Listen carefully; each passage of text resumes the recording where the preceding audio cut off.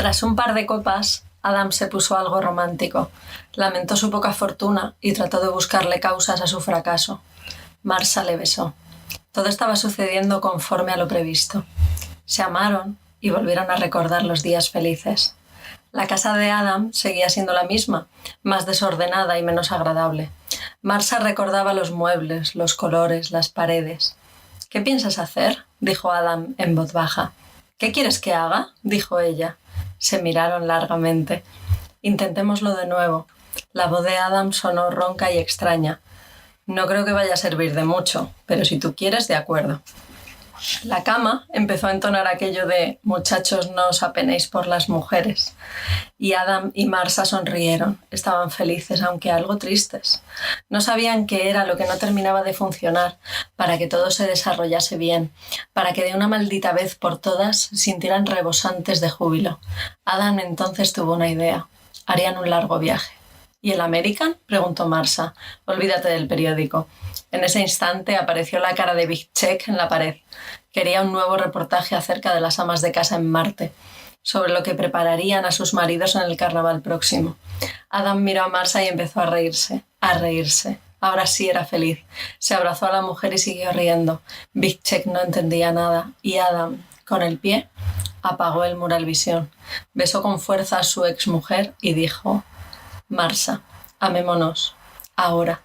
Mañana tal vez sigamos amándonos, tal vez esté en Marte viendo qué harán las amas de casa para sus maridos en carnaval, o tal vez ahora esté ya en el infierno. Ahora es lo que importa, ahora mismo. Mañana ya veremos». Por primera vez en mucho tiempo, Adam se aferraba al presente. Todas las generaciones se pierden por algo, y siempre se han perdido y siempre se perderán. Hemingway, En París era una fiesta.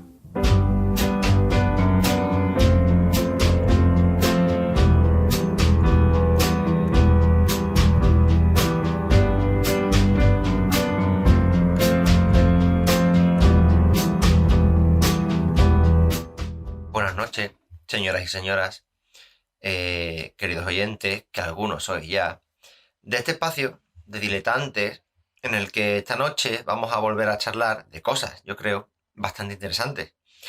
En esta segunda noche ática volvemos con el amigo Aulo Gelio a ese refugio ateniense de la noche de los siglos difíciles, como el que nos ha tocado vivir, para hablar de alguien que últimamente nos ha causado a muchos, la verdad a mí también, alguna decepción, que no obstante no empaña su crédito como contador de historias. Estamos hablando y vamos a hablar largo y tendido de José Luis García. José Luis García Muñoz. Por favor, ha hablado un ectoplasma, como diría un gran amigo mío, que es el autor, la persona a la que acaban ustedes de conocer, que es el autor del cuento cuyo fragmento acabamos de oír, de la siempre sugerente y sugestiva voz de Rebeca Ejido. Rebeca, además de muchas otras cosas, es probablemente la mayor experta viva que hay de la vida y de la obra filmada y escrita de García. A Rebeca no hace falta presentarla porque ya saben ustedes, los 4 gatos que nos escucháis. No, tenemos 28 gatos. 28 gatos, madre mía, los aristogatos. Ella es el alma de este espacio y, como pueden sospechar, es también la responsable de que precisamente esta noche estemos hablando hoy aquí de García. Así que a ella le doy la bienvenida a esta noche ática. Buenas noches, Rebeca. Buenas noches, señor Fantan. ¿Cómo te sientes teniendo este toro llamado García hoy que lidiar en esta noche ática? Yo fenomenal siempre. Hablar de García es de mis 3 cosas favoritas que hacer en la vida. Algún día hablaremos de las otras 2, pero no será hoy. Decía yo antes que García es un contador de historias por encima de todo. Yo sí lo creo. Sí que lo es. Luis Herrero, que no es precisamente un santo de mi devoción, lo llama, y yo creo que con mucho acierto, el viejo de la tribu, el chamán, el juglar, el contador de historias. Últimamente, decía su figura, la figura de Garci, ha suscitado polémica por ser él uno de los firmantes del lamentable y bochornoso, en mi opinión, manifiesto en el que 4.000 personalidades de la conversación pública española han suscrito en favor del indulto de Griñán. De este particular se pueden decir muchas cosas, yo creo, todas feas o casi todas, por lo que no vamos a entrar hoy. Esta noche yo creo, estamos aquí, Rebeca y yo, para ponderar al creador de tantas buenas historias en la pantalla y en el papel impreso. Eso es. Para ponderar al sabio al que siempre da gusto escuchar, aunque cuente siempre las mismas historias, las mismas viejas pero buenas historias. Sí. Al compilador de anécdotas sin igual, a la enciclopedia del cine americano del siglo XX, al flaneur, al observador, al caminante, al que se ha conducido casi siempre con libertad y que quizá por ello ha sido absurdamente relegado y puesto en un ostracismo un tanto ridículo por la industria cultural española contemporánea. En fin, vamos a hablar de un personaje único en el cine español y la cultura española de nuestro tiempo. Un tipo que en sí mismo reúne mucho de aquellas figuras legendarias del Hollywood clásico a las que García guarda reverencia, yo creo casi siempre. Pues García no solo ha dirigido, sino que empezó escribiendo guiones y empezó incluso antes siendo reseñador, siendo crítico de cine, amén de cultivar otras disciplinas con las que en buena lid se ha ganado el calificativo, yo creo, de polímata, que como bien saben ustedes, y si no saben, se lo digo yo, que es aquel que posee grandes conocimientos en campos científicos o humanísticos, del griego textualmente, el que sabe mucho. Y ya estoy cansado de hablar, y hablo mucho, así que voy a darle paso otra vez a la alma mater de este espacio, a Rebeca, Bueno. porque ella trae una canción con la que vamos a empezar, vamos a abrir el primer bloque de hoy, que se llama Solamente una vez, pero yo quiero que ella me cuente por qué y de qué. ¿La escuchamos primero o te la cuento primero? Cuéntame un poco y preséntala y luego la escuchamos. Pues mira, he traído esta canción que se llama Solamente una vez, es un bolero. Vamos a escucharla, que está interpretada por José Valero y su banda, pero hay versiones de, bueno, te voy a decir, solo unos pocos de los que he anotado. Luis Miguel, Julio Iglesias, Roberto Carlos, Chucho Valdés, Nat King Cole, Lucho Gatica, Elvis Presley, José Carreras, Cliff Richard, Sara Montiel y Los Panchos han hecho versiones de esta maravillosa canción que escribió Agustín Lara. Y esto te va a encantar porque te va a sonar cercano. Esta canción parece de amor, pero en realidad Agustín Lara se la escribió a un amigo suyo que se llamaba José Mójica, porque se hacía franciscano. Y en el momento de la llamada de Dios y de tomar los hábitos, él le escribió esta canción. Así que ahora cuando la escuches vas a entender por qué. Y Agustín Lara, que es el compositor de esta canción, bueno, Ángel Agustín María Carlos Fausto Mariano Alfonso del Sagrado Corazón de Jesús Lara y Aguirre del Pino. Eso es un nombre.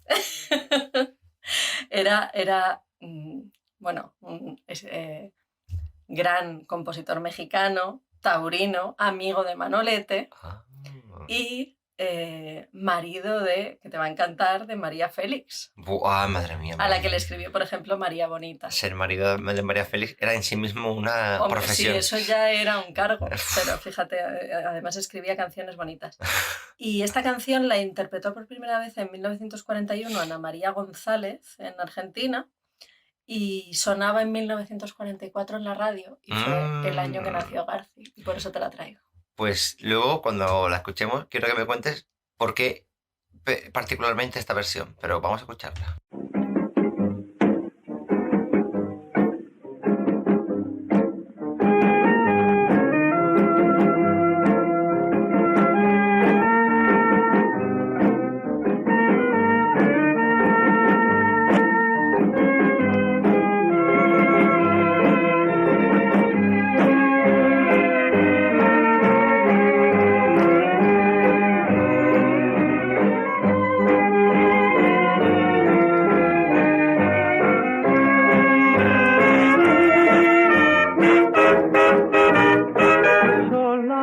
Solamente una vez amé la vida, solamente una vez y nada más.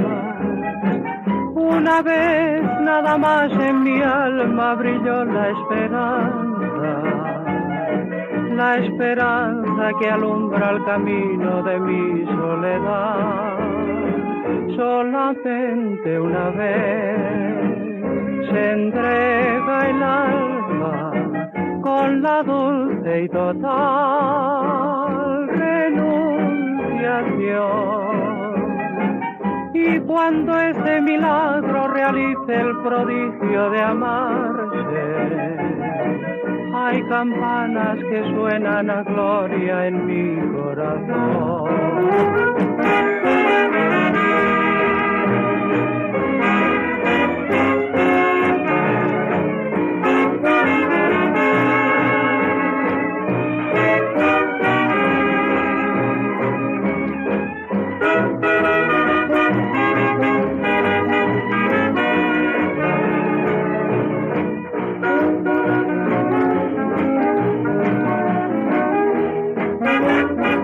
Solamente una vez se entrega el alma con la dulce y total renunciación. Y cuando este milagro realice el prodigio de amarse, hay campanas que suenan a gloria en mi corazón.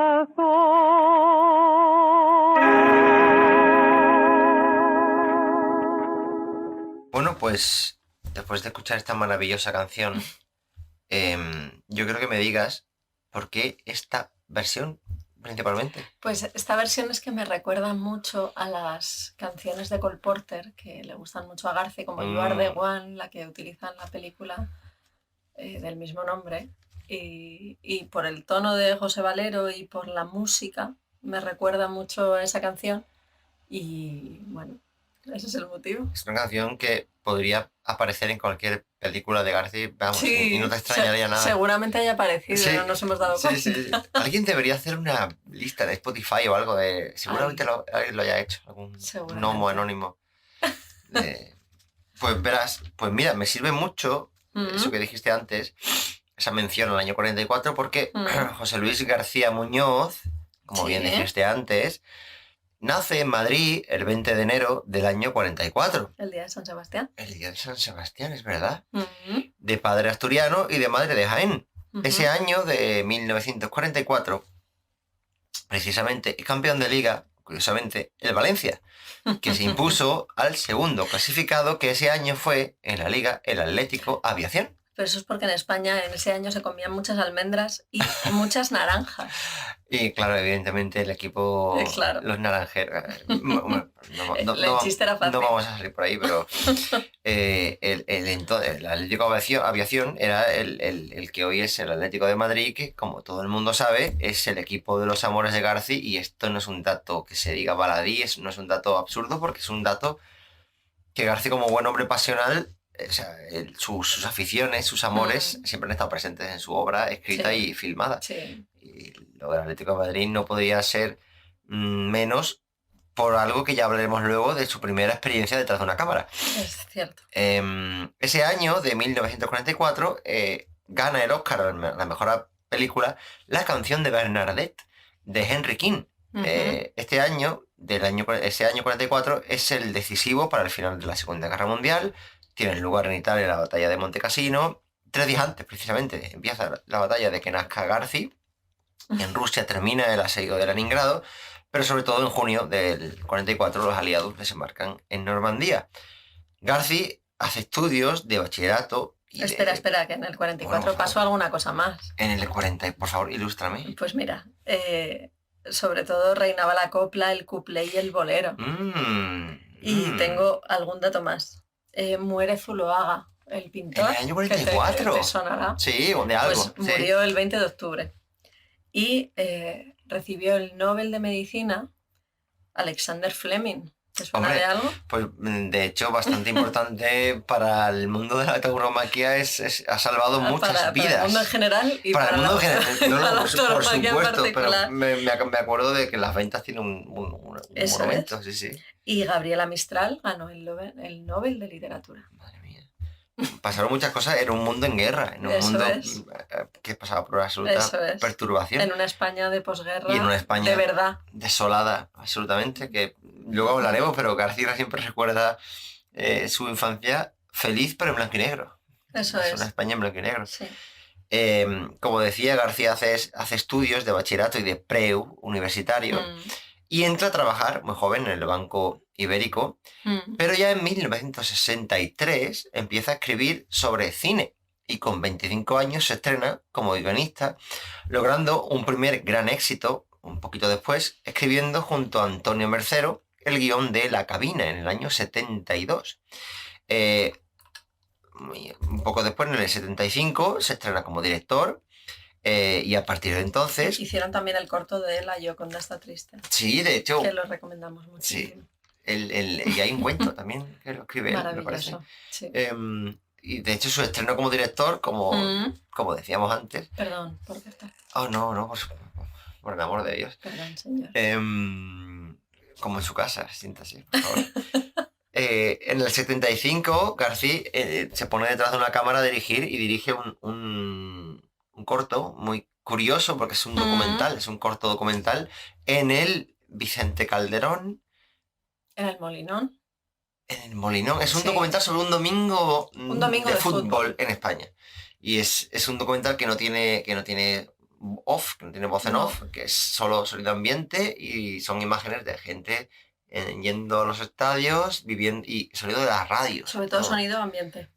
Y es muy... que tuvo una pésima acogida. ¿Sí? Sí. Y bueno, eso como imagen de la época es interesante. Es un documento, vamos. Pero también al mismo tiempo inicia su carrera como escritor de divulgación y de ficción.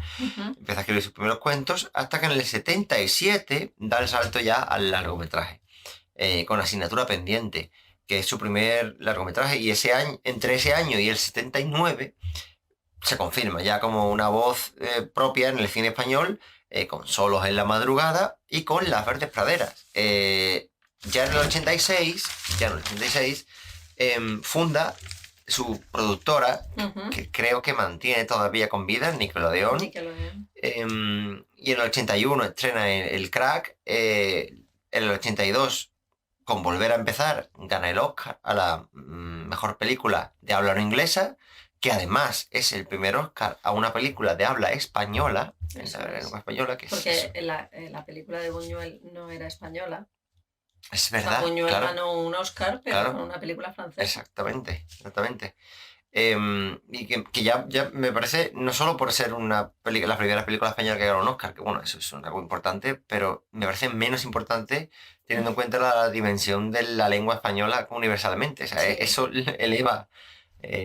Eso ya, ese hecho, pues bueno, pues lo consagra definitivamente, y a lo largo de toda la década de los 80 desarrolla, yo creo que lo principal de su filmografía.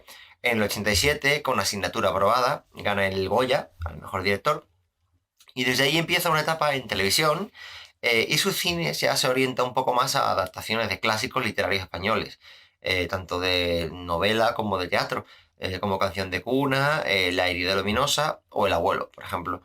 En el 95 inicia en Televisión Española su memorable programa Qué grande es el cine, que ha tenido varias continuaciones y que sigue teniendo una última secuela en 3CTV, que tanto ha hecho por la cinefilia en España y cuyas tertulias, que aún hoy, gracias a YouTube, siguen siendo, la verdad, oro molido. Vuelve al cine con el nuevo siglo, con You Are the One, con Historia de un beso, o con Tío Vivo o con Inet, y posteriormente inicia su andadura, o más o menos al mismo tiempo, a principios del siglo XXI, en el programa de radio Cowboy de medianoche, que es actualmente, yo creo, su principal aparición pública. Sus últimos años han estado llenos de libros, de divulgación, de ensayo y de ficción, y su última incursión como director, en el cine tiene lugar ya en el 2019, hace un rato, aunque claro, con esto de la pandemia es como ha marcado un trozo, ha roto la historia. Pero como me alegro de que pasara, porque Sí, ahora no lo haría. fue el último regalo. Sí. Con la última entrega, la tercera entrega del Crack. Y bueno, una vez hecho este repaso biográfico tomando como ejemplo lo que él mismo hacía cuando presentaba sus programas de Grandes del Cine, yo creo que podemos empezar a hablar, bueno, básicamente de lo más importante de su vida, que es el García cineasta. Yo creo, porque aunque es un hombre con muchas facetas... Bueno, te diré que tiene tantos libros como películas. Sí, es verdad, el otro día me lo comentaste y me quedé loco. 19 libros y 19 películas. Lo conté porque no me lo creía. Bueno, y tú como... Yo te pregunto a ti como Garcifila, no sé si... ¿tú crees que hizo el Crack 0 para igualar esa simetría entre...? Probablemente, pero no, porque como es una persona que no se puede estar quieta, a mí cuando alguien en Twitter me manda una entrevista o me manda un programa o un comentario, siempre digo lo mismo, es que yo no puedo seguirle el paso, no puedo saber todo lo que hace porque es imposible. Es una persona que no para de hacer, de crear. Con García eso de que la edad es un número, un estado mental, es verdad, porque tiene un ritmo vital que ya quisieran, no sé, que quisieran muchas personas como la mitad de 80 años, en las que me incluyo. Y bueno, yo me gustaría empezar un poco porque, claro, García al final, y te lo dice uno que se ha acercado ya bastante, no sé, no soy un aficionado de García de primera fila, tampoco por edad, pero mi acercamiento al cine español ha sido un poco tardío. Lo que es García al final, cuando tú ves sus películas y luego lo lees y leer cosas de una persona es acercarse un poco a ella. García es un amante del cine, antes que nada. Básicamente, pero si tú escuchas a todos los grandes directores del mundo, Tarantino, Scorsese, Garci, lo que dicen es que son aficionados al cine y que han visto cine desde pequeños y que eso es lo que a ellos les ha movido a yo quiero hacer algo parecido, yo quiero hacer algo diferente, pero quiero hacer algo en este ambiente y en este mundo tan maravilloso, porque el cine no es tener Netflix en la televisión. Y esto hay que dejarlo claro porque, no sé, no me quiero poner muy seria ni... No, pero me recuerdas una cosa que he leído de Woody Allen hace poco, de que él eso de que alguien esté viendo una película no, párala un momento que voy al baño. ¿Cómo que párala? Claro, la película no se para. En el cine no puedes parar la película. O sea, y eso ha cambiado por completo la experiencia, porque el cine siempre ha sido una experiencia por encima de todo. El cine es un... No, es que no sé cómo definírtelo, porque tú vas a un sitio, te pones frente a una pantalla durante 2 horas, te olvidas de todo, como la canción de Mecano, ¿sabes? Que dice, durante 1 hora y media pude ser feliz. Pues igual. Y es eso, es desconectar de tu mundo, meterte en otro mundo y vivir una vida diferente. Y creo que el mundo plataformas elimina todo eso y elimina toda esa experiencia. Entonces, ir al cine no es ver una película en tu casa. Y elimina también, yo creo, porque en esa cosa tan grandiosa que tenía, o sigue teniendo, pero ya cada vez menos, el cine era el ir al cine. Sí. O sea, salir de tu casa, salir de casa, eso es. Ponerte guapo, ir al cine, muchas veces. Quizá mucho más en la época de Garci, de nuestros padres y abuelos, pero yo creo que también hoy era ir a lo mejor con una chavalita que te gustaba, las últimas filas con del tus cine amigos, siempre han sido un clásico. Siempre era, claro, no, bueno, pero era eso, era eso, exactamente. Una experiencia. Y ahora estás en pijama, hecho mierda seguramente de un sábado o de resaca o lo que sea, Y no es que eliminas el 50% o más de lo que era ir al Sí. cine. Sí, y por eso cuando a Garci le preguntan sobre esto, siempre dice que el cine va a terminar en los museos, como aquella peli que vimos en el Reina Sofía, ¿te Sí, acuerdas? De Buñuel. la edad de oro. ¿se La llama? Edad de Oro era, Sí. que estuvimos allí sentados viendo la película riéndonos y, pues eso es lo que dice Garci siempre, que va a terminar siendo el cine, algo que está en un museo, que alguien programa una sesión y que van 4 a verlo y es muy triste porque era un espectáculo como cualquier otro espectáculo del mundo. Pero no sé yo hasta qué punto eso es así, porque no sé hasta qué punto eso es así, porque, o sea, esas predicciones pesimistas o sea, entiendo su raíz, entiendo su naturaleza, pero me recuerdan un poco a las que había cuando el ebook, el libro digital, hace su aparición hace Sí, eso es hace verdad. 10 años más o menos. Y claro, todo el mundo, igual que cuando aparece internet, o todo el mundo piensa, se ha acabado el libro físico, el libro en papel se ha acabado. Sí, pero tú has visto como yo las salas de cine que hemos ido al cine y había 6 personas. Sí, Y eso influye y eso hace que cada vez haya menos cines o que sean más pequeños, que al final son unas mini bueno, más pequeños salas. todavía. O sea, yo creo que ya más pequeño sería Tu salón, salas sería tu privadas, salón. claro. Ya, pero bueno, además tienen que buscar incentivos ridículos como los sillones y las palomitas gigantes y Incentivos que te hacen olvidar realmente que lo que vas es a ver una película, que me da igual qué sí, tipo de película sea, de qué género, es ver una obra. A mí siempre he visto una clara correlación entre las películas y las novelas. Para mí una mm, película es una novela mm, hecha todas esas imágenes que tú cuando lees una novela te surgen en la cabeza, pues es que alguien con mucho sí. talento y recursos las ha puesto en la pantalla. Em, Me gusta que empecemos con este debate porque el Garci siempre cuenta, o sea, el último Garci, que es el Garci más escritor, más Sí, compilador de recuerdos, eh, se retrotrae mucho a su niñez sí, sí, eso es verdad. para, Bueno, él para... siempre cuenta cómo le impresionó el cine y verás, es que es una anécdota preciosa y es que a su madre se le olvidó el bolso en el cine. Entraron a buscarlo, estaban viendo lo que el viento se llevó y él Hmm. se quedó allí embelesado viendo aquello diciendo, pero ¿esto qué es? ¿Qué cosa más bonita? Esa fue la primera vez que él entró en un cine. Eso es lo que ha contado en alguna entrevista. No sé si será verdad, pero...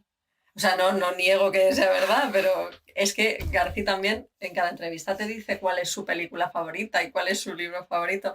Y me gusta porque no somos la misma persona durante toda nuestra No. vida. Entonces, que él en cada entrevista cambie de opinión y diga, ahora me gusta esta película, ahora me gusta esta, me parece que me representa. Tío, a mí lo que más me gusta de Garci como personaje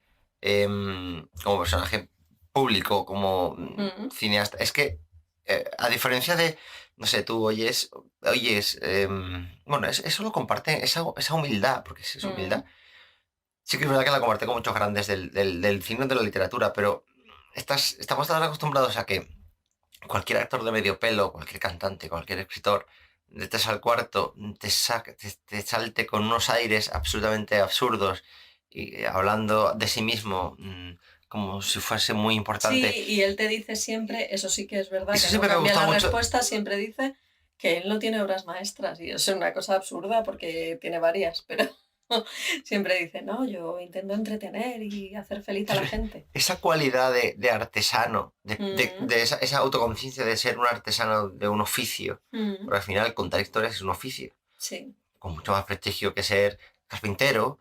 Sí, pero al fin y al cabo es un oficio del que hay que mm, conocer una técnica para... Pero esa conciencia es lo que hace verdaderamente grande, en mi opinión, a Garci, porque lo despoja de toda arrogancia, de toda sí. absurda pretensión, ¿no? Siempre me ha gustado eso. Bueno, estamos hablando Hemos hecho un repaso sobre su niñez, sus primeros trabajos. Su primer trabajo como guionista Ujú. No sé si la Gioconda está triste después del documental del 75, yo te lo pregunto como experta en Yo la no soy materia, experta, además tengo eh, muy mala memoria. pero su primer... Pero no has comentado que primero fue crítico de cine fue crítica de cine, es para verdad. facsímiles y publicaciones de ese tipo. Y, y fue crítico de cine porque iba tanto al cine que sabía de lo que hablaba. Y entonces a la primera crónica que escribió, pues se lo quedaron y les pareció bien. Y empezó a ver que había un mundo del que él podía vivir, porque el banco es una cosa que le horrorizaba. Mm. Eso de ser administrativo en un banco era una cosa que le superaba. Y no sé dónde estábamos. No, Sí, precisamente eso, en sus inicios, porque como un cinéfilo, bueno, porque todos Ujú. tenemos pasiones. Evidentemente, no todos tenemos el mismo talento para vivir de ellos, de Sí. nuestra pasión, o para encauzarnos de alguna manera profesionalmente, pero que una persona absolutamente apasionada Ujú. por algo llegue a un nivel de conocimiento de esa materia lo suficientemente notable como para que, bueno, le den un espacio en la prensa, que, bueno, en revistas o en especializados o lo que sea, dice mucho también de la época, porque Sí, eso es. hoy vivimos una época en la que cualquiera habla de lo que sea, eh, con una ligereza absolutamente tremenda, ¿no? Y no hay, o sea, yo hace tiempo que no leo periódicos ni que los compro, pero no se me ocurriría comprar, o sea, leer una reseña sobre Ujú, un libro o sobre una película en un periódico de tirada nacional en España porque me parecería absurdo. Sin embargo, ujú. tenemos años 70 y años finales de los 60 a una persona que es un enamorado de una materia y a la que le dan un espacio. Eso me parece que habla bien de una época en la que precisamente no había libertad de prensa. Es una paradoja. Bueno, pero era una época muy buena para trabajar, para progresar en el trabajo, Mm, para crecer, para entrar de botones a un banco y acabar de directivo, sí, que el padre de una amiga mía lo era, de mi amiga Maya. O sea que era una época muy buena en la que si tú tenías valía y tenías ímpetu, llegabas a cosas. Eso ahora no ocurre. O sea, tú por muchas ganas que tengas ahora de progresar, y es muy creo que curioso. es mucho más difícil. No digo que sea imposible, pero es mucho más diferente. Es curioso porque la meritocracia, había caminos para la meritocracia Mm, en una eso época en es la que no había meritocracia. libertad, que hoy están cerrados. Hombre, pero porque la educación está en sus momentos más bajos. Pues hablando un poco, bueno, Mm, ya desde el principio, desde los primeros cortos y sobre todo desde sus primeras largometrajes, ujú, se ve claramente cómo hay algo en Garci. Garci es un tipo muy clásico, no sé si lo dijo él o alguien lo ha dicho hablando de él, que a él le dieron el Oscar o él gustaba tanto en Estados Unidos porque los grandes dinosaurios de la academia veían algo de ellos mismos en el cine de claro, Garci. claro. Em, la nostalgia es el principal motor narrativo de García. Además, eso se ve desde el principio. Sí, Desde así, o sea, su primer sí. largometraje es Bueno, yo Asesina. diría la nostalgia y el amor, fíjate. Sí, pero al final o sea, la nostalgia es una especie de amor, o es una forma de amor hacia algo que viviste, hacia el pasado, hacia...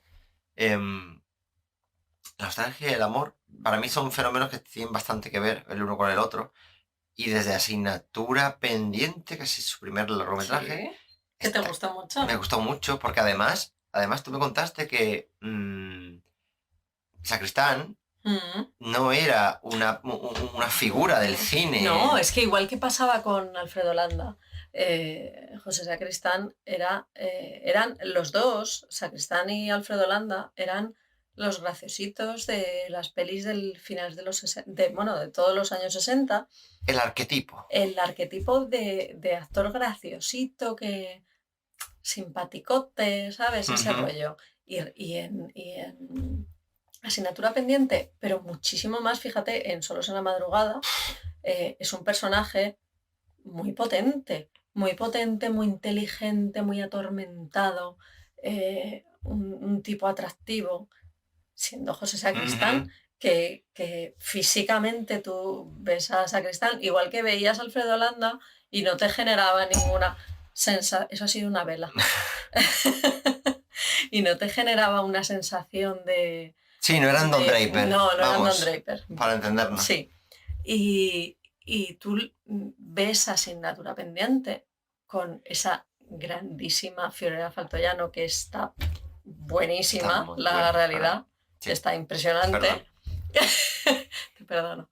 No, se lo dije a la audiencia. Ay, vale.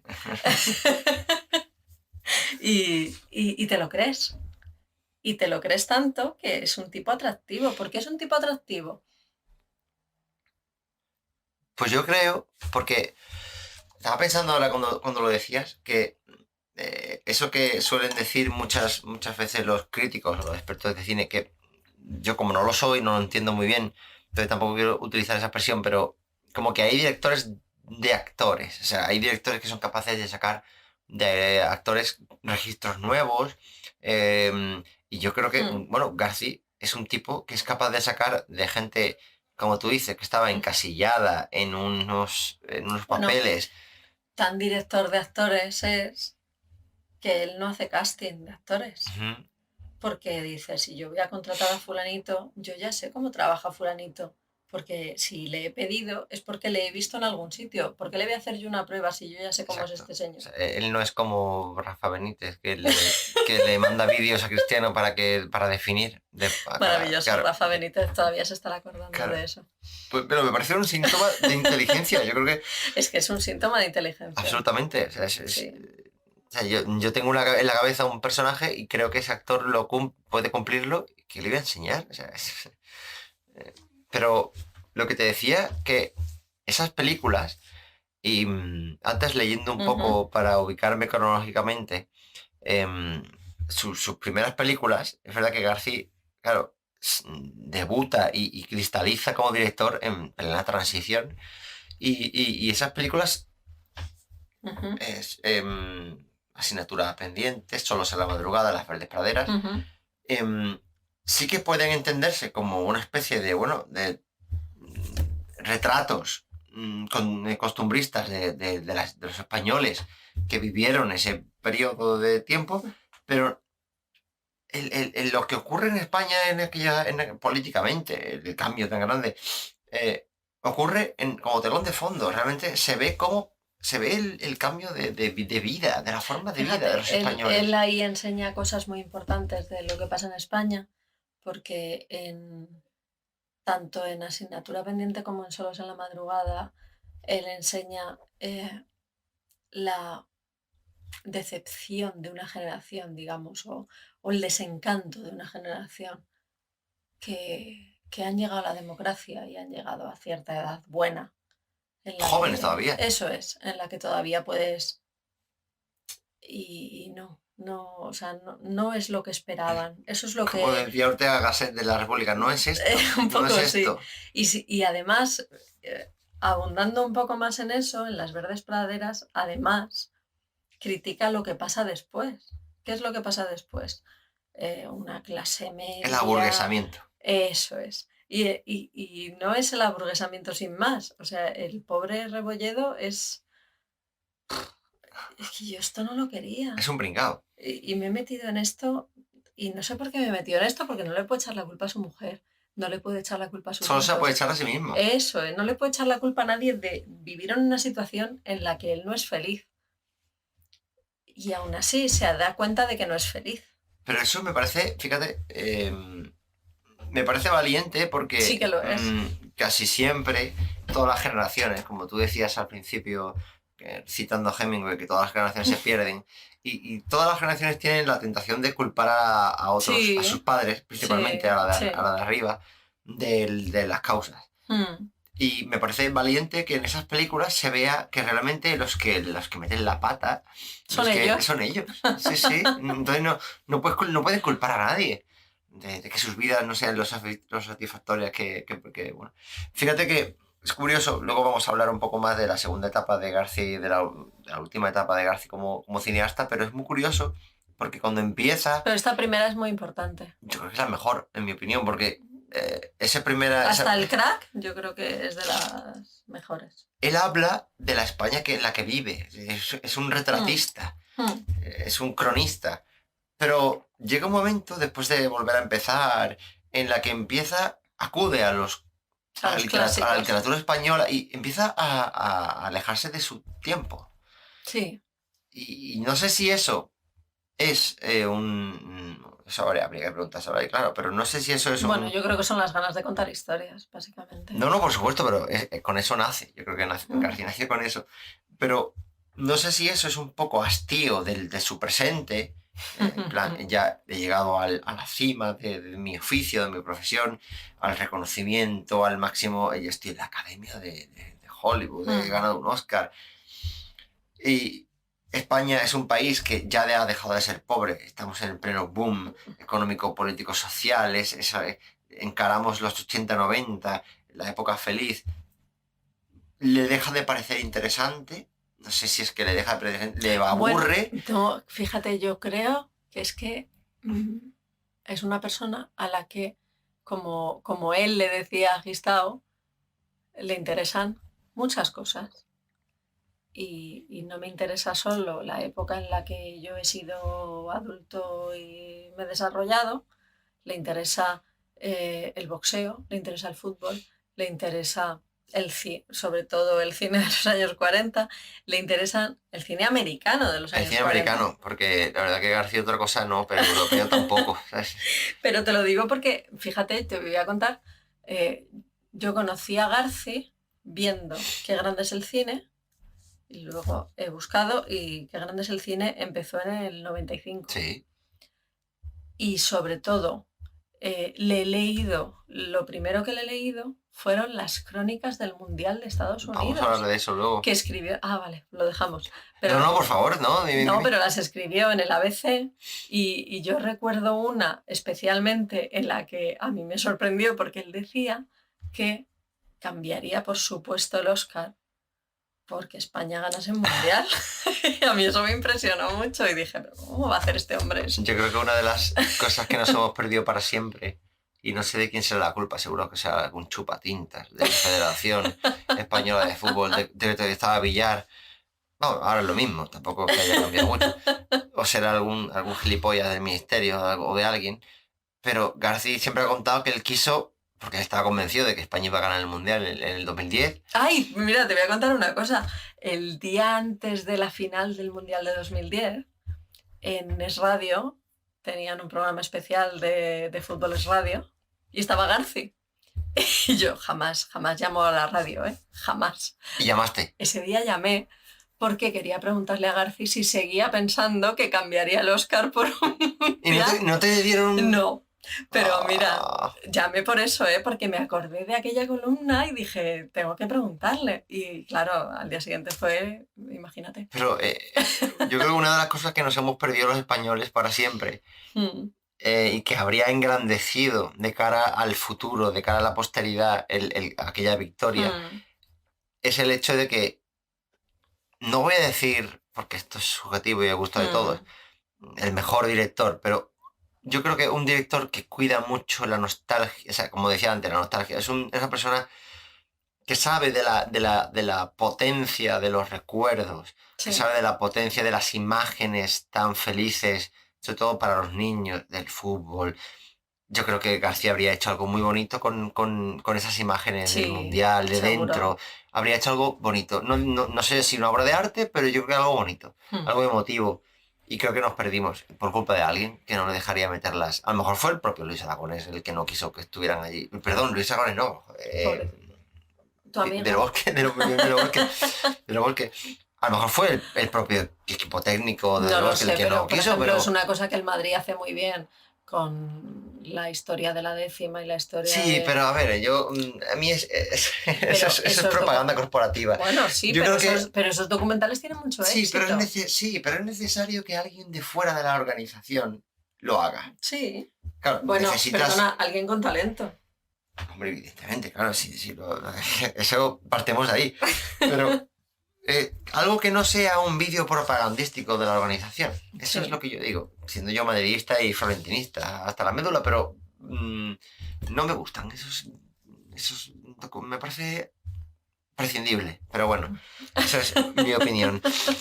Hablando de lo que antes tú decías, de que García es una persona a la que le interesan muchas cosas, yo creo que el Crack, la serie de cine noir, de cine ¿Sí? negro del Crack, que es al final, fíjate, siempre analizando su trayectoria se ha visto como algo un poco menor dentro de su cinematografía, pero es lo que lo ha mantenido vivo en el siglo XXI hasta el punto de que hace 3 años lo llevó otra vez a ser director. Creo que el Crack es un intento muy audaz y muy valiente de hacer algo en España muy nuevo, porque el cine negro en España sí que es verdad que tiene antecedentes y tiene grandes películas en los años 40, 50, pero tras hacer una película negra americana en España, Sí. es difícil y él lo acometió con éxito, yo creo. Y ahí nos sacó a un Landa que, como tú decías antes, era el gracioso, era el Es que hay muy pocos perseguidor de directores, suecas y... hay muy pocos directores en España que se atrevan a cambiar el esquema del cine y de las historias que cuentan. Y creo que el primero fue Garci prácticamente con éxito, haciendo algo decente. Pero estaba intentando recordar, aparte de Díaz Llanes, que tiene alguna película muy buena como Nadie hablará de nosotros cuando hayamos muerto, todas estas de... Ay, luego te digo el director. Pero lo que hace Garci con el Crack es coger todo lo que él ha visto de pequeño y todo el cine negro que a él le gusta y traerlo a la Gran Vía y coger a un señor que sí estaba encasillado. Un señor que es el prototipo del español... Del españolito medio. Tradicional, bajito, con bigote... Acuérdate el Alfredo Landa de Vente a Alemania Pepe que está lleno de pelo por la espalda, ¿te acuerdas? Eso es. Y coge a ese señor, que es un prototipo español, y le dice, mira, eres un detective y lo que más impresiona de Alfredo Landa en esa película es su mirada. Sin duda. Esa primera escena con la que abre la serie del Crack, que es... que de hecho, no sé si lo sabe, bueno, seguramente lo sabe mucha gente, pero Tarantino, la copia se inspira en ella. Esa escena es rompedora, porque además es una gasolinera de polígono. O sea, Garci... Mira, la tengo por aquí, espera. Huye de la... Mira, te va a gustar esto que te voy a leer. Huye de mostrar a España como un lugar bucólico, precioso. O sea, huye de todos los lugares monumentales de Madrid o de cualquier otra ciudad y lo lleva precisamente a escenarios muy noir, escenarios típicamente del cine negro, pero que no habían sido o no de esa forma mostrados en el cine español, y a una gasolinera, y además pues, que te pega un tiro en los huevos o algo así. Mira, era lo que dice. Mira, esto lo escribe en el maravilloso libro que se llama Adictos al Crack, donde varios autores hablan del crack. Esto escribe Víctor Arribas y a mí me parece una descripción maravillosa. Dice, empezar el relato de noche y en una gasolinera es una cuestión trascendental. Garci sitúa el inicio de la historia en una localización que podríamos decir está inspirada en los escenarios de Bill My Galloway High, la historia de Daniel Mainwaring, en la que se basa Retorno al pasado. Mucho se ha escrito y divagado sobre la secuencia de apertura en el bar de carretera donde Areta cena mientras se produce el intento de atraco por esos dos tipejos repugnantes. Espera que sigo. Él es un profesional y esa pareja de desgarramantas no van a fastidiarle su sobremesa. Dame el mechero o te quemo los huevos. Es la frase que ha pasado en la historia del cine español. Pero la que marca de verdad la secuencia es ese rutinario. ¿Qué tiene de postre? Formulada al propietario del local, como si allí no hubiera pasado nada interesante más allá de los 2 platos que acaba de dar buena cuenta el investigador. Es que, si te acuerdas, hay un chiste muy famoso que dice, ¿qué tiene de postre? Le dejo al camarero que me diga todos los postres y después le pido un café solo. Eso es lo que hace Areta. Ese chiste creo que debe ser muy generacional. Sí, Porque es muy boomer. Pero precisamente estaba ahora mirando porque me he acordado, o sea, cuando tú ves el Crack, ves a Melville ves a este hombre francés Alain Delon siendo el samurái, pero ves, o sea, y fíjate que García no es un gran admirador, o no, no especialmente, no podemos decir que destaque por su cinefilia europea. Pero hay mucho de Melville en él, pero sobre todo hay Bogart en Sierra Alta, Sí, que a su vez es Carlitos Way en Brian de sí, Palma. sí, O sea, está ahí. Pero está ahí también Ladislao Bagda sí. con el cebo, que Qué es el maravilla. gran antecedente de Pero que tú y yo hemos visto el cebo. es Areta y es... García coge un poquito Bueno. del personaje, un poquito muchito. García es un tipo muy listo y toma, o sea, bebe de las fuentes las que hay que beber, fuentes, y ahí se nota que es un gran amante del cine. Y Te quería decir antes Enrique Urbizo, por ejemplo, que hace cine policíaco y cine negro, como No habrá paz para los malvados. bueno, la verdad que Bueno. sí, los 4 gatos que nos están oyendo deben saber que 27. Yo todo lo que sé del cine español se lo debo a ella, porque realmente es la persona que, aparte de ser la mayor experta en García en que conozco, es la persona que más cine español ha visto que conozco. Pero no, o sea, no el típico cine español que, bueno, todo el mundo puede haber visto, ¿no? No, todas las mierdas. No, mierdas no. O sea, pero esa es la cinefilia de la que nacen las grandes historias. Bueno, es que para ver películas buenas hay que ver películas malas también, que es lo que la gente ahora se ahorra con las plataformas. Bueno, no creo, ahí discrepo, porque yo creo que la gente con las plataformas se traga cada mierda importante, pero como está ahí, le das a un botón y ya, y la dejas ahí de fondo, porque esa es otra, que yo creo que García es un símbolo de lo contrario. O sea, la gente ahora, y las plataformas han exacerbado esa cosa, hay mucha gente que va al cine a evadirse. A mí eso me encanta, esa expresión. O sea, yo veo una película para evadirme. Pues como el que se droga, se toma heroína o algo. O sea, perdona, pero yo vengo al cine a que me cuenten una historia. Bueno, sí, eso es así. Te quería, antes de que cambiemos del Crack, te quería hacer un comentario a Javier Muñoz, que fue guionista del Crack y director con Garci, al que queremos recordar con cariño. Co-guionista del Crack 0. Eso es. Y él persiguió a García hasta que le convenció de que hiciera el Crack 0. Y tiene una grandísima película previa al Crack. Y bueno, quería recordarle especialmente porque nos dejó recientemente. Sí, y bueno, era además tuitero. Pues, así que es bueno que lo recordemos. Pues sí que es bueno porque además, gracias a su insistencia y a su vehemencia, porque ser vehemente es una cualidad muy necesaria en la vida, pues García salió de ese ostracismo, no, de ese retiro que se autoimpuso y nos regaló una película que es una joya. El Crack 0 es una película muy bien hecha y muy difícil, porque cuando retomas una saga que dejaste hace, no sé, 30 años, más de 30. Sí, además la película número 3 que él tenía prevista era con Alfredo Landa, claro, en una silla de ruedas. O sea, claro. no era... Y él, he leído varias entrevistas suyas diciendo que jamás habría una Areta que no fuera Alfredo Landa. Es que el crack es Alfredo Landa. Y cuando o sea, tú piensas en la película El Crack y piensas en Alfredo Landa. Sí, pero tú has visto el Crack 0 y has visto un Carlos Santos esplendoroso. Pero me parece tan difícil y por eso ese es el valor de esa película. Bueno, pues iba a ser Areta, iba a ser Víctor Clavijo, que era el actor protagonista de la primera película de Javier Muñoz, que es Sicarius, que la recomiendo mucho si alguien no la ha visto.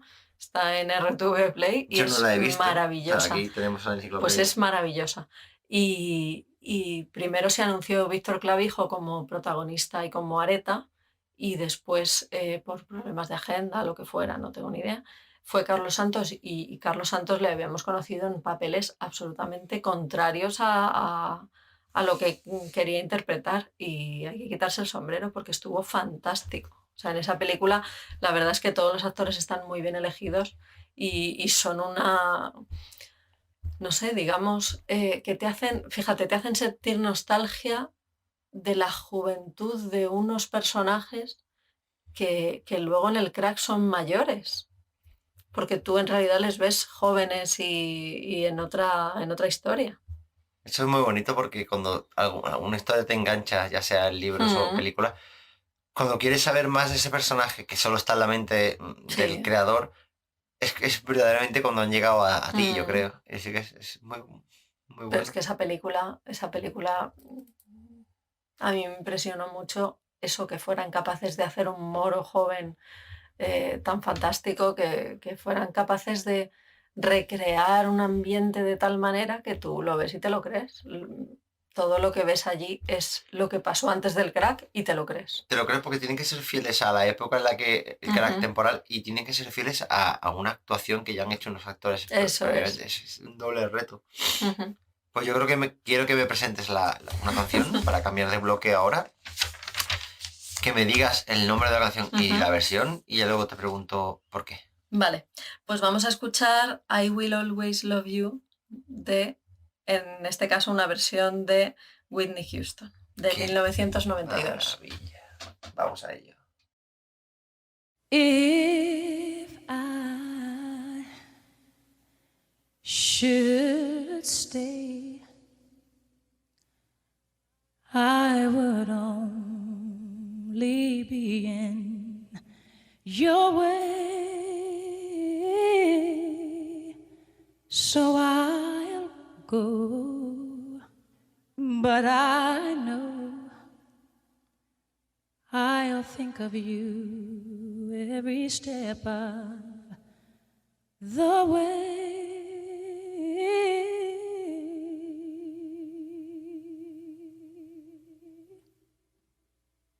And I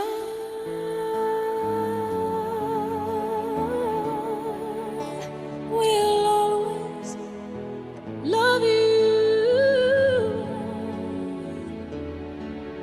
Will always love you.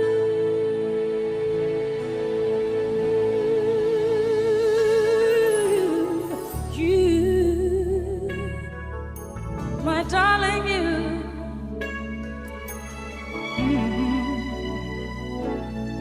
Bittersweet memories, that is all I'm taking with me.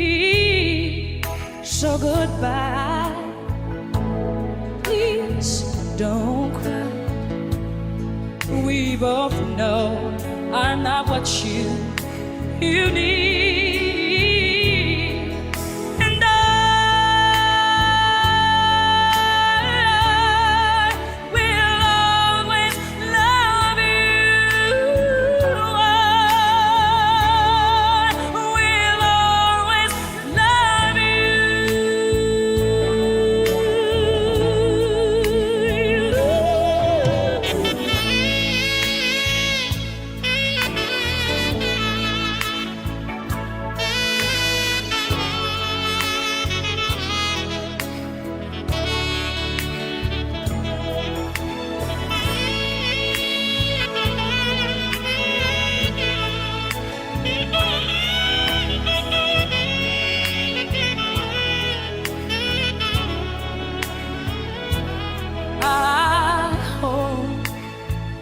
Life treats you kind, and I hope you have all you dreamed of, and I wish you joy and happiness, but above all this, I wish you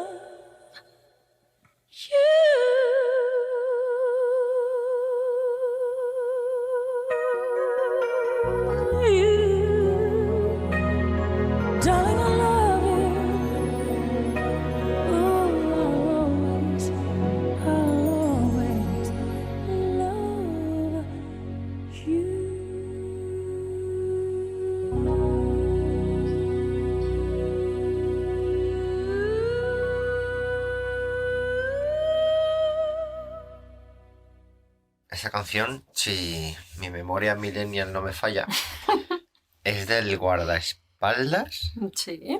película famosa, y quiero que me digas por qué la has traído hoy aquí. Bueno, he traído esta porque es mi favorita, porque es la versión que yo he escuchado más. La verdad. Pero esta es una canción que escribió Dolly Rebecca Parton, Oh, buena En- apreciación. en el año 73. Y esta canción tiene, además, un récord especial porque ha sido 2 veces número 1, en el año 1974 y en el año 1982, cuando Dolly Parton sacó una versión diferente de la canción. Pues también fue número 1. Y bueno, poco puedo yo aportar a la figura de Dolly Parton, que es maravillosa. Es contemporánea de Garci, nació en el año 46. Grandísima artista de country, cantante, compositora, actriz, productora, escritora, filántropa y empresaria. Lo último que ha hecho Dolly Parton ha sido promocionar la vacuna de Moderna. ¿Te suena? De algo, no sé. Sí. Bueno, también como contemporánea y como mujer humanista, Polímata. al igual que Garci, eso es, y por eso me ha llamado la atención, pero la canción te la he traído porque esta es la canción que siempre han comentado los Cowboys, que es la canción favorita de Alfredo Landa. Y entonces me parecía, después de lo que habíamos Qué bonito. charlado y de lo que habíamos comentado, me parecía bonito dedicarle esta canción. Qué bonito porque al hilo de lo que decíamos hace un momento, siempre cuentan, y es una anécdota que me parece tremenda, siempre cuentan que ya estando Alfredo Landa al final de su vida, impedido, pero García una vez le comentó un poco de entre broma y vera de que vamos a grabar otra del crack, y eso hizo despertar en Alfredo Landa que la quería hacer, vamos, que era, Sí. hizo despertar una fuerza, ¿no? Sí. Y me parece maravilloso, y de hecho en el Crack 0 hay un homenaje a Alfredo, sale Alfredo Landa. Sí que sale, Hay es verdad. Hay un plano. Sí, un plano en el que sale, y es precioso. Es muy Precioso. bonito. Sí. Eso, lo que yo decía antes de que la nostalgia es el motor narrativo de la obra de García por excelencia, yo creo.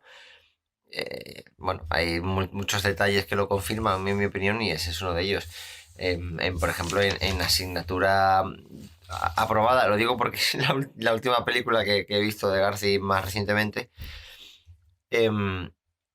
Aparte, en mi opinión, no ser una de las mejores películas de él, pero conservando todos los rasgos característicos de su obra, vuelve a ser la melancolía por un tiempo pasado, idealizado quizá, el recuerdo del ayer, no deja de ser siempre la marea de fondo que mueve a los personajes de su obra. Y eso se ve no solo en la pantalla, sino también, especialmente también en los cuentos y relatos, porque García nunca ha escrito una novela, o si la ha escrito nunca la ha publicado, pero en cuanto al aliento corto, a la narración corta, es un maestro, en mi opinión. Sí que lo es. Además, en activo, porque en los últimos años de su vida lo que más hace es escribir y publicar. Y a raíces...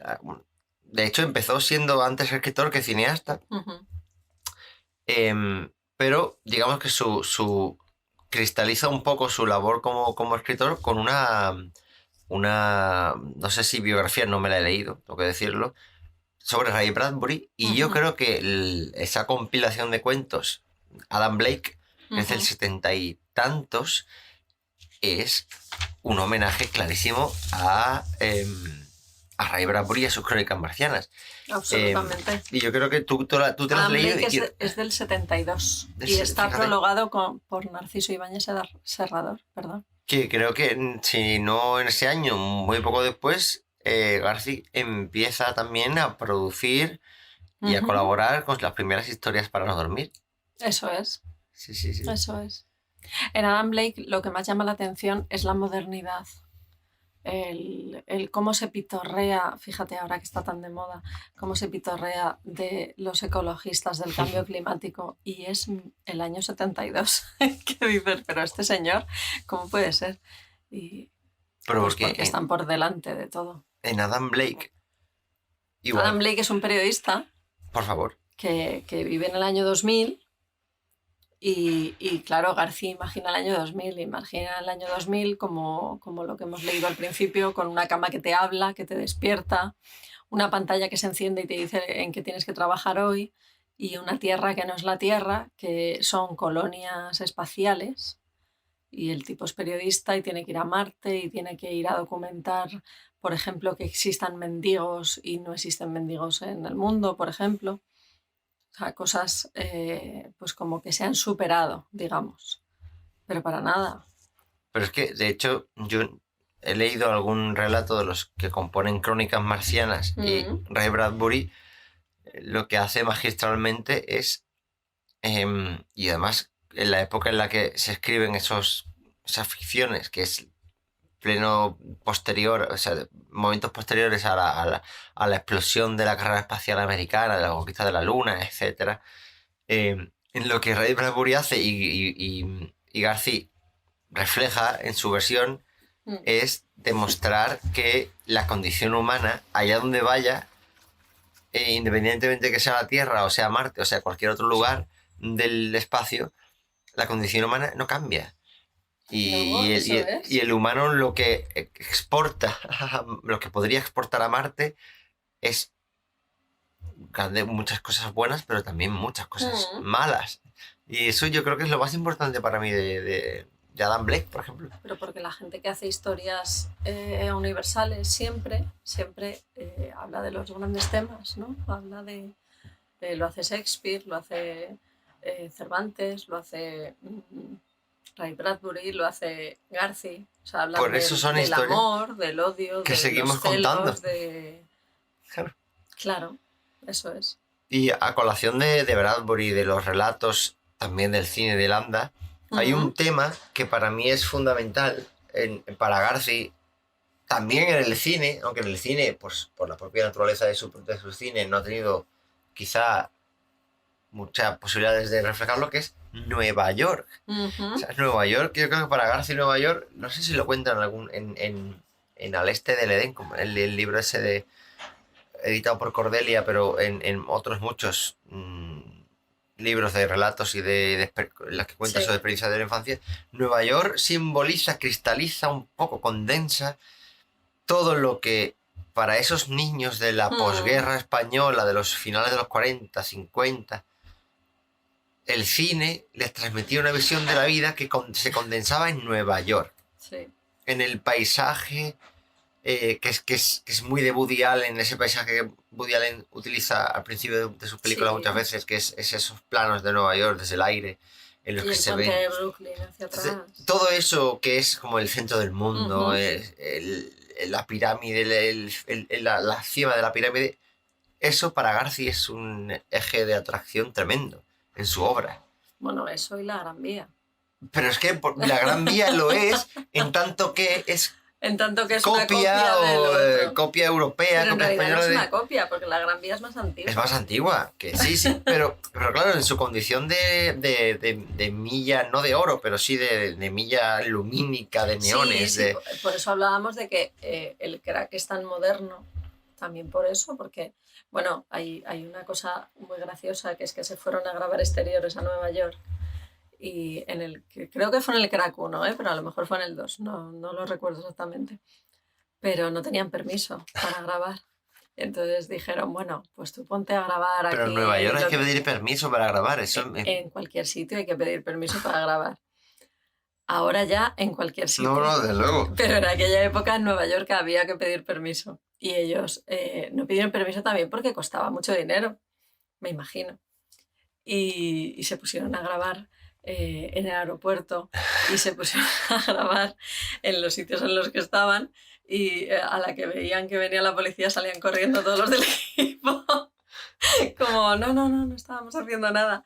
Y fíjate lo que ha salido después, o sea que es un poco... Que García se lleve al crack a Nueva York es maravilloso. Es maravilloso, además con las escenas en las que se los lleva, que no vamos a contarlas, No. porque esperamos que alguien nuevo tenga la oportunidad maravillosa de ver Hombre, el crack por sí. primera vez, que es como una maravillosa primera vez. Sí, sí que lo es. Yo tuve la posibilidad... Fíjate, yo como tantas otras cosas, empecé el crack por detrás. Me vi el crack 0 y luego... Bueno, lo viste cronológicamente. Sí, en el tiempo de la historia es verdad. Me vi el crack 0 y luego Televisión Española, aprovechando que, pues, en un Sí. acto de magnanimidad, imagino, o no sé, pero... Estuvo Cayetana por ahí. Pero repuso el crack y el crack 2. Después, más o menos por las fechas en las que se ¿Cuál te estrenaba. gustó más? A mí me gustó más... A ver, el crack 1 es muy particular, muy preciosa, pero el crack 2 me gustó más, yo creo. Es ¿Sí? como más película. Es que hay mucha gente a la que le gusta más la 2 y yo creo que la 2, por ser secuela y por ser... normalmente las número 2 se infravaloran. Que... Bueno, a ver, no tanto, porque por ejemplo El Padrino tiene la fama. Eso es lo que te iba a decir, que se infravalora porque es la segunda, pero la historia del Crack 2 es muy potente. Y además es muy potente y muy negra, es muy Melville, porque luego es Círculo Rojo, la trilogía del Samurái. Eso es. Yo creo que García se la ha visto bastante. Sí. De hecho, en Noir, en ese libro tan bueno que tiene García, en el que reseña, bueno, hace una panorámica sobre el cine negro, europeo y americano, y a Melville lo rescata de entre la Nouvelle Vague, que no le gusta demasiado, No. y lo rescata y lo reseña, porque no tiene nada que ver con Truffaut y con toda esa gente. Y el que vea la trilogía del Samurái, hay mucho Areta, o sea, Areta está ahí muy, muy especialmente. Y Arturo Fernández haciendo de villano oscuro y... Toda la película tiene un gran, no sé, es como más película. El Crack 1 es muy buena, tiene momentos pletóricos, en mi opinión, pero es un poco más deslavazada, ¿no? Quizá como que no sabe muy bien cómo grabar un noir todavía, es como está aprendiendo. Y en el 2 es ya la consagración. A ver, hablando de Nueva York, antes mencionaste un libro. Sí, luego fue libro. En principio fueron crónicas en ABC del Mundial de Estados Unidos 94, que ABC tuvo el gran acierto, en mi opinión, de llevarse al único director en aquel momento. Bueno, no, ya en el 94 había ganado, había habido otro español que había ganado un Oscar. ¿Cómo se llama este hombre? ¿Trueba? Trueba había ganado el Oscar ya en el 90. Trueba fue un poco después, ¿no? Déjame que lo busque, pero creo que fue Bueno, un poco después, ¿eh? En el 94, García seguía siendo la gran eminencia española de cine americano. De cultura popular americana, yo creo, del siglo XX. Sí. Y tuvo el acierto de llevárselo a cubrir junto al equipo de televisión española, de José Ángel de la Casa y de Mitchell, a cubrir el Mundial de Estados Unidos.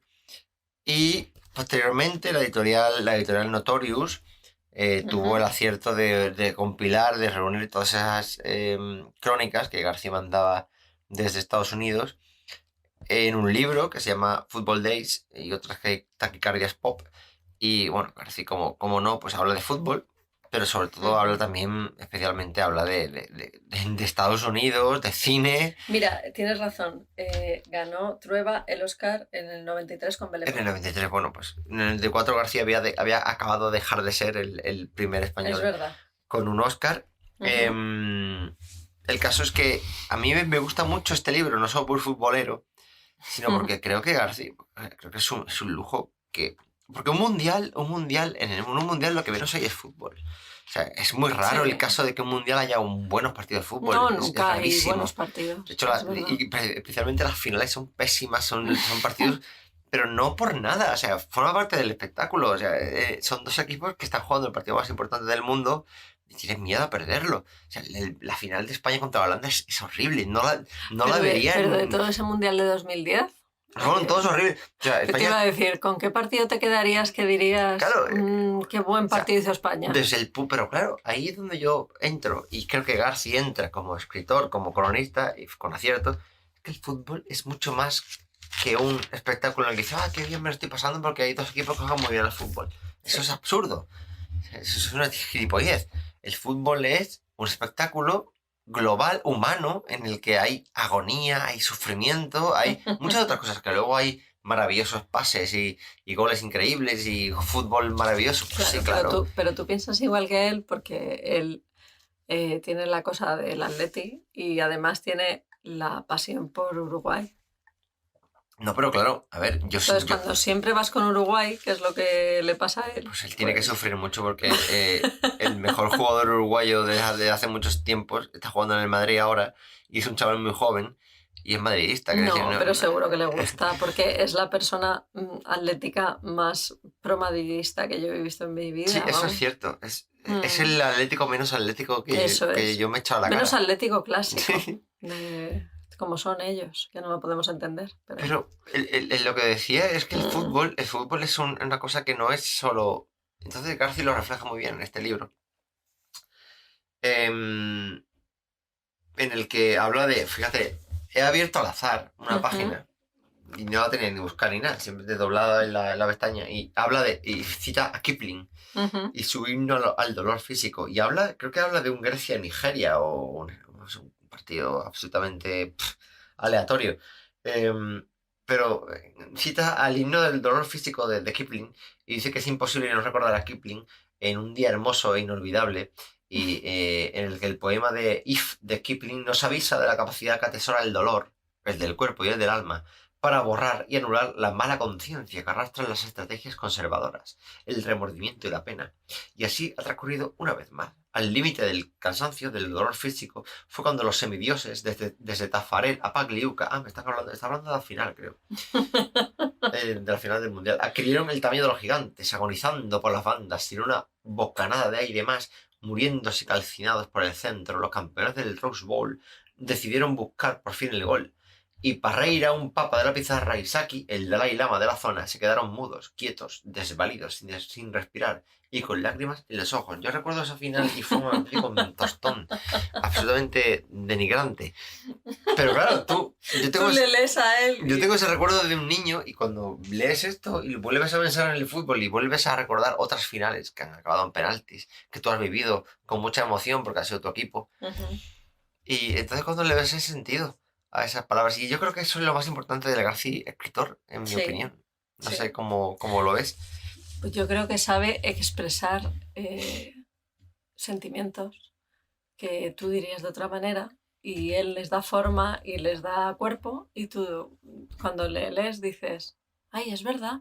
Mira, hay una frase de García que yo usé hace 2 o 3 años en un Christmas navideño, que el que lo haya recibido y además nos escuche sería un combo maravilloso, pero imagínate qué pasa, ¿no? Sí que lo sería. El que lo haya recibido se acuerda que decía, es una frase preciosa, que dice: la Navidad es una quinta estación que todos vivimos por dentro. Eso es precioso. Y eso es verdad. Es que es así. Eso es verdad. Y García te suelta esas frases en medio de un cuento. Y claro, el que no lee el cuento, pues no es consciente de la calidad de lo que ahí está. Pero yo recuerdo, sobre todo con especial cariño, un cuento que él escribe sobre la muerte del padre de un amigo suyo de la infancia. Sí. De cómo les llevan al cine y cómo les dicen que ha muerto el padre del amigo y cómo él está con el amigo. Y es pura ternura y puro su época. O sea, te cuenta exactamente qué es lo que ellos vivían. O fíjate, voy a recordar otro cuento, uno que es muy cortito, que él cuenta, que sale del instituto, sale del cole y le han suspendido 2 o 3 asignaturas. Y él, para llegar a su casa, cruzaba el Retiro, porque vivía al otro lado del Retiro. Y dice, me han suspendido. Y entro al Retiro y bueno, ya no me acuerdo tanto, pero sigo caminando y ya me importa un poco menos. Y para la hora que he llegado a casa, ya me da igual haber suspendido nada, porque he visto los pájaros y he visto el cielo y he visto el parque y me ha dado la vida. ¿Sabes? Pues ese tipo de cosas que son la vida, que son la esencia, pues te las cuenta con una sencillez maravillosa. Yo creo que eso que dices ahora, y es verdad, me estaba acordando, fíjate, me estaba acordando de Clint Eastwood en esa película en la que él también actúa, y de qué manera, Los puentes de Madison, cuando habla cuando cita un poema de Keats, creo que es, o de Yeats, de un inglés romántico. Esa capacidad de observar las cosas, la belleza del mundo, que a veces es una expresión que suena un poco vacía o hueca, No. porque se puede utilizar como cliché, pero cuando de verdad se utiliza siendo consciente de ello, adquiere mucho valor y mucho sentido. Y creo que Garci será recordado, en mi opinión, por dos cosas, más allá de su cine. La primera, por ser un tipo que por radio, internet, prensa, por todos los medios a su disposición, en una época feísta, en una época absolutamente centrada en el presente mezquino, sigue como un altavoz ahí de fondo recordándonos o intentándolo. Que miremos al cielo, que miremos que en medio de nuestra vorágine cotidiana seamos capaces de pararnos un poquito y mirar y decir, joder, pues tengo mucha suerte, están viendo este amanecer. Vale, he madrugado, he cogido el tren, es una mierda, pero estoy viendo esto y es maravilloso. Y la otra razón es por la que tú me decías al principio de esta charla, de que tú conociste a Garci gracias o a través de Qué grande es el cine, el programa. ¿Cuánta gente como tú habrá en España, más allá de Garci, que a lo mejor no tenía ni idea o conocía vagamente o no se habría acercado a figuras como Humphrey Bogart, Orson Welles, sí, eso es verdad. Fritz Lang, Hitchcock, John Ford? Y de repente es un tipo que, vale, se le puede tachar, puedes pensar de su obra lo que quieras, te pueden gustar sus películas, te pueden parecer una mierda, te puede no gustar nada, pero hay algo indiscutible para mí, que García era un tío al que le dan un programa de televisión cuando el origen de las televisiones públicas era el de exactamente acercar la alta cultura a la gente, y dice, pues vamos a hacerlo. Y voy a poner un programa y voy a poner, como a mí me gusta. Vamos a hacerlo como el de trambólico del vídeo. Vamos a hacerlo como yo quiero. Pero es verdad, no, pero entonces eso es en una época... Tú sabes que Garci es la última persona que sale fumando en directo en televisión española, ¿no? Joder, pero ¿el qué? En una época en la que la televisión pública sirve para hacer propaganda, para hacer basura, para tirar el dinero de los españoles, un tipo coge y te dice, pues voy a intentar que los chavales de hoy, que no tienen ni idea de Hitchcock, ni de Lang, ni del otro... Pero fíjate, es que además esos programas nos dejaban verlos, porque también tenías que contar con eso. Que García estuviera ahí, que pusiera la película y que te dejaran ver el debate. Bueno, era una época en la que había menos tonterías paternofiliales, yo creo. Sí, bueno, pero a tu padre le hacía gracia y te decía, bueno, vale, puedes verlo. Y entonces...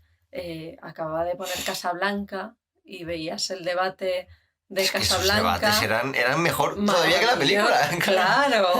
Porque veías la película doblemente. La disfrutabas. Aprendías de la película y se te quedaba marcada.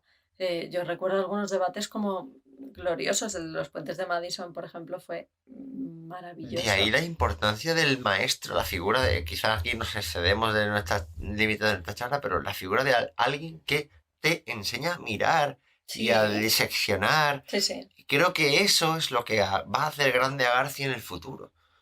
Más allá de su cine, porque su cine o su literatura te puede parar. Eso está sujeto a... Pero él te señala algo con el dedo. Yo he visto el cebo porque él me la señala con el dedo. Exacto. Es tipo que tiene un vasto conocimiento porque, bueno, por su pasión y porque por su vida pues ha tenido la suerte de tener tiempo y de poder, la oportunidad de ver muchas películas y de leer muchos libros, pero te los dice.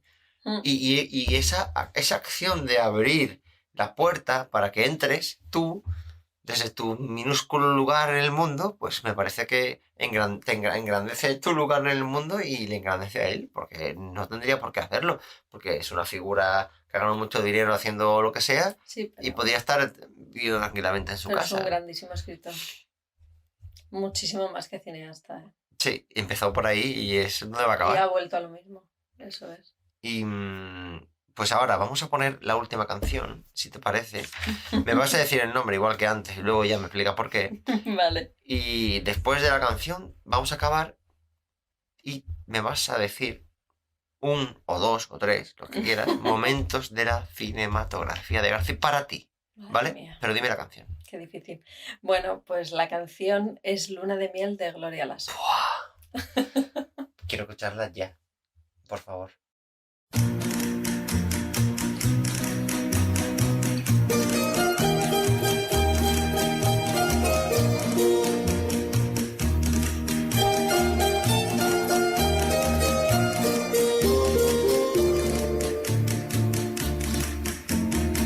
Nunca sabré cómo tu alma ha encendido mi noche.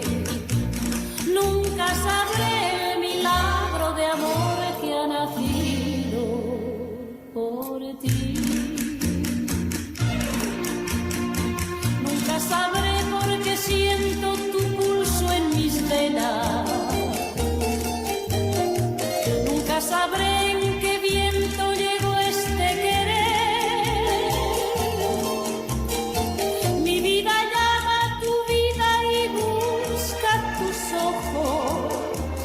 Besa tu suelo, reza en tu cielo, late en tu cielo. Ya siempre unidos, ya siempre, mi corazón con tu amor. Yo sé que el tiempo es la brisa que dice a tu alma: ven hacia mí, así el día vendrá que amanece por ti. La luna de miel.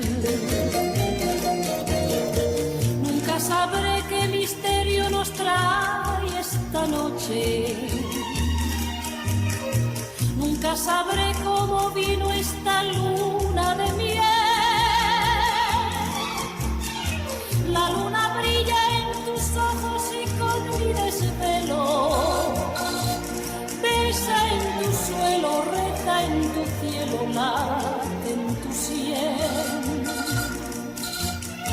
Ya siempre unidos, ya siempre, mi corazón con tu amor. Yo sé que el tiempo es la brisa que dice a tu alma: ven hacia mí, así el día vendrá que amanece por ti.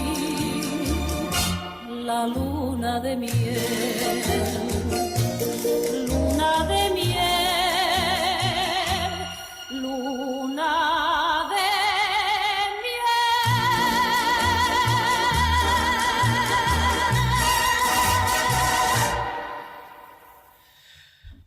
Bueno, esta canción es una de las canciones más bonitas que hay en lengua española, en mi opinión. Además, es que García se estrena como director de largometrajes con una canción, con una película en la que sale esta canción. Así que, como para no ser bautizado propiamente, ¿por qué traes esta canción y esta versión? Bueno, esta versión es por la que utiliza Garci en Asignatura Pendiente en 1977, que es maravillosa.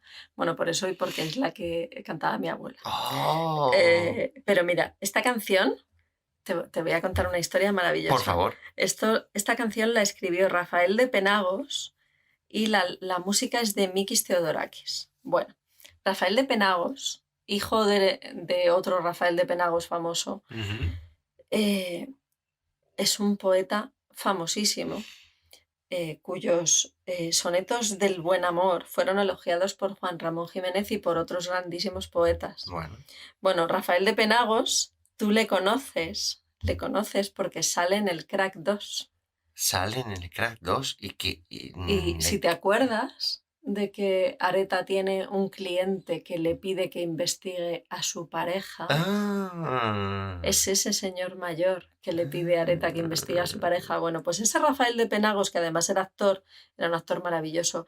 Por esa voz maravillosa te va a sonar por por unos personajes increíbles.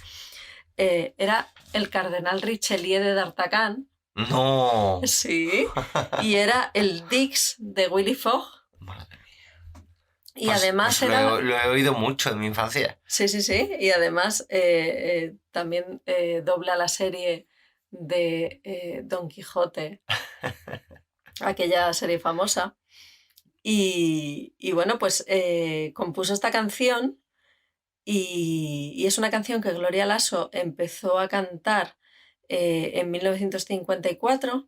Gloria Lasso era de Barcelona, fíjate, y trabajaba en la radio. Y se llamaba Rosa María Coscolín. Me Y- gustaría saber dónde viene lo del aso. Perdón. Y bueno, siempre se inventaban nombres así que sonaran comerciales, digamos, ¿no? Y de Barcelona Radio pasó a una radio francesa y de ahí se fue a México. Y ahí siguió cantando y fue la que popularizó esta canción. La Que es can- preciosa. la cantó durante toda su vida, pero hay unas versiones maravillosas y un poco increíbles, porque yo conocía la de Albert Hammond del 78 y la de Paloma San Basilio del 78 también, pero es que verás, hay una versión de los Beatles ¿De los del año Beatles? 1963, está en YouTube, cualquiera puede buscarla, pone Luna de Miel de Beatles y ahí tiene la Pues la canción voy a escuchar ahora. y es muy buena. Y te diré también, hablando de Rafael de Penagos, que fue el que escribió esta canción, que decía Santiago Castelo en ABC que era una voz clara, limpia y argentina. Argentina de plateado, no de Argentina de... Y claro, es que este señor pues doblaba lo que le pusieran por delante No, desde luego. y escribía sonetos y canciones. Es el tipo de gente que Y es una canción muy bonita. eleva el idioma. Eso es. Y Sí, sí. vivimos en un tiempo en el que hay tanta gente que lo degrada que bueno, es bueno recordarlos. Pues mira, ya para acabar este repaso iba a decir, Nada, Apunte abuela no, Plu. no hemos ni siquiera empezado. apunte a la pluma de la figura de García. Es que García es una persona... A ver, hemos intentado sintetizar cosas de su vida y decir cosas, pero... Es imposible. claro, es imposible.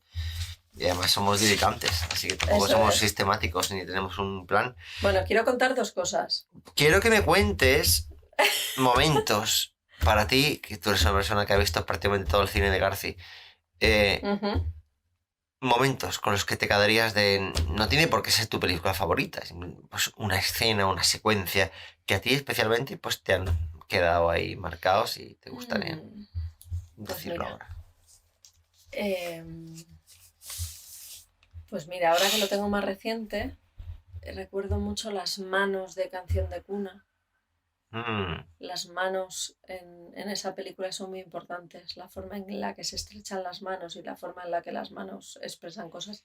Y creo que en todas las películas de García pasa eso. Sí, No sé, estoy de acuerdo. ahora que lo pienso, la mirada de Rebolledo de Las Verdes Praderas, esa mirada a su mujer. Cuando esa- su mujer le enciende el Sí. cigarro. Esa mirada que está cargada de todo lo que es él y de todo lo que no es él, porque él no quiere ni el chalet, ni el segundo coche, ni todas esas cosas. Él quiere a su mujer y así. ¿Qué te diría yo? El beso de Historia de un beso, que es maravilloso, que es muy dulce y muy tierno y muy sensual a la vez. ¿Qué te digo? El cabreo del abuelo, el cabreo de Fernán Gómez cuando le quieren encerrar allí Con los curas. en el convento y dice, pero esto qué atropello esa escena es maravillosa.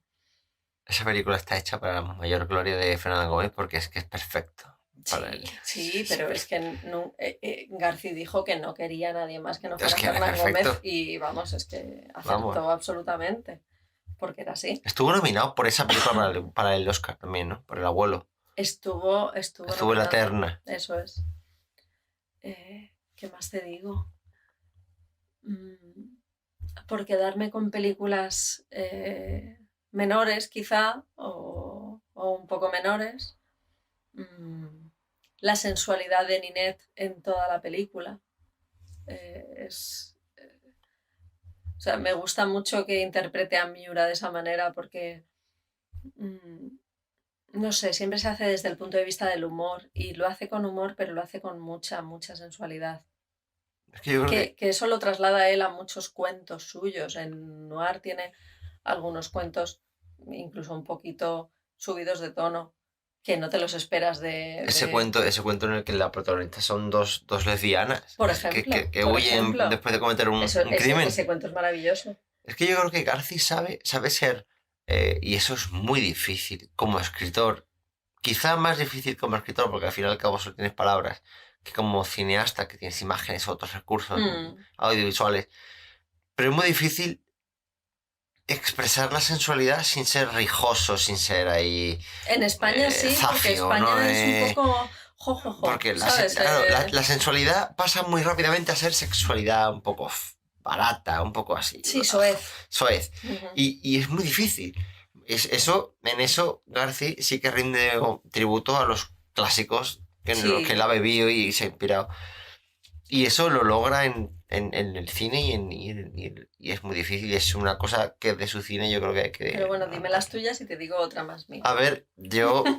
mi película favorita de Garci, para mí, de verdad, es de las que he visto, que no me quedan muchas, tampoco por ver. Solo te falta Luz de Domingo y Ninette. Sí, exactamente. Y Sherlock, también, Cierto, no la he visto. Cierto. La Verde Praderas me parece una película, y fíjate, es de las primeras de su carrera. Está estrenándose como director todavía. Película. Pero es una película que en la duración correcta, exacta, dura 1 hora y media, creo, no más. Es cortita. Sintetiza muy bien lo que quiere decir y lo dice fantásticamente. Es una película que es un prodigio de austeridad, de recursos, pero bien hecho. Pero contando con eso, para mí hay 2 momentos fundamentales que me han marcado, que es el primero es el monólogo de Sacristán al final de Solos en la madrugada. Maravilloso. Que lo han utilizado en la política. Ese monólogo es maravilloso porque es que lo es. Bueno, es muchas veces lo que uno diría o se dice frente al espejo en una noche de derrota. Y además, cómo está montado, encabalgado con las imágenes, las secuencias de Madrid de noche, sí. la M30 o las autovías, coches, luces, eso es muy americano, eso es muy noir americano. Sí. Eso es muy...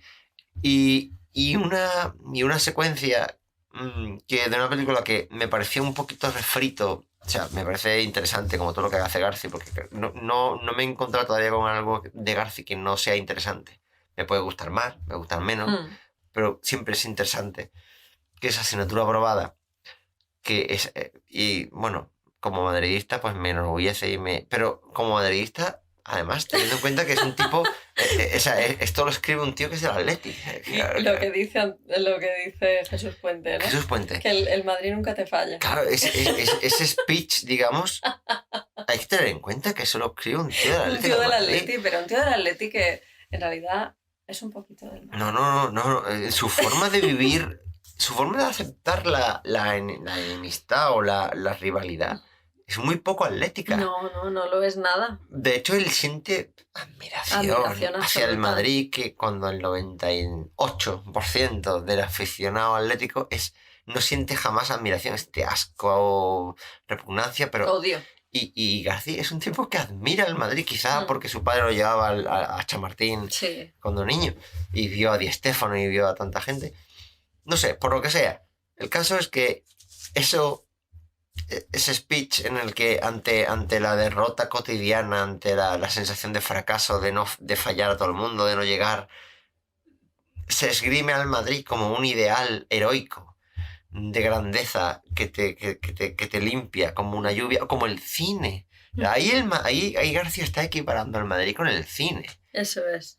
Con esa cosa que te hace elevarte en tu vida durante... Pues para mí son los momentos... con eso me quedo, ¿no? La verdad que sí. Bueno, yo te diría además la de Volver a empezar. Bueno, Volver a empezar es una película que tienes que quedarte entera. Sí, pero cuando él está con Encarnapaso, a Antoni Ferrandiz, y le dice algo así como quien no ama envejece. O sea, el amor no tiene edad y yo estoy aquí contigo. Y en realidad le está dejando claro toda la mentalidad de Garci a lo largo de su vida, porque eso ha sido lo que él ha pensado sobre el amor y lo que él ha sentido. Porque para ti, además de la nostalgia, el gran motor narrativo de Garci, de la obra, es el amor. Sí, porque su definición del amor siempre es... siempre es muy cercana a la anécdota que él cuenta de la primera vez que besó a una chica. ¿Sabes? Que él estaba en el retiro persiguiendo a una chica y un día y otro y más allá, y al final un día se quedan rezagados y por fin ella se gira y le besa y él se queda un poco sorprendido y ella le dice: ¿qué te pasa? ¿No te ha gustado? Y él dice: no, pero ¿por qué no suena música? Pues ese es el resumen y ese es el resumen para todo el que es romántico y como dices tú, nostálgico y cree en el amor y cree que el amor pues no tiene fuegos artificiales, pero tiene música de fondo. Qué bonito eso. Es verdad. Qué bonito. Y no tiene edad.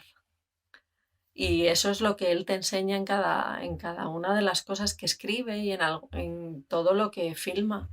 Que el amor no tiene edad y que el amor es con mayúsculas y que solo hay que sentir amor, que no sé. Pues yo no creo que pueda decir nada más. Creo que hay que dejarlo aquí y emplazar a todo el mundo que lo esté escuchando, que espero que sean más de 4 gatos y más de 27, a la próxima Noche Ática. Muy bien. Muchas gracias por acompañarme en este camino hacia Eulogelio. Gracias a ti.